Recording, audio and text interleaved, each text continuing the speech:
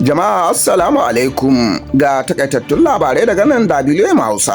Shugaban kasa Bola Ahmed Tinubu ya bayyana cewa gwamnatinsa za ta ɗauki matakai domin rage hauhawar farashi da karfafa tattalin arziki a shekara ta 2026 da muke ciki. Ya ce za a ci gaba da yin gyare-gyare domin samar da ayyukan yi da sauƙaƙa rayuwa ga talaka. Jam'iyyar adawa ta PDP a Najeriya ta yi kira ga gwamnatin tarayya da ta mayar da hankali kan kare rayuka da dukiyoyin al'umma, tare da inganta walwalar jama'a. Tana mai cewa hakan shine muhimmin abin da 'yan ƙasa suke bukata a halin yanzu. Rundunar 'yan sandan Najeriya ta sanar da dakatar da aiwatar da takardar izinin gilashin mota mai duhu wato tinted glass bisa umarnin kotu. Kuma ta ce za ta sake duba tsarin kafin komawa aiwatar da shi. A ƙasar Switzerland wata mummunar gobara da ta tashi a wani wurin shakatawa ta yi sanadiyar mutuwar mutane da dama, tare da jikkata wasu da yawa. Hukumomi sun ce bincike na ci gaba kan musabbabin faruwar lamarin. A ƙasar Afghanistan wata mummunar ambaliyar ruwa sakamakon ruwan sama mai ƙarfi ta yi barna, inda mutane da dama suka rasa rayukansu yayin da gidaje da hanyoyi suka lalace.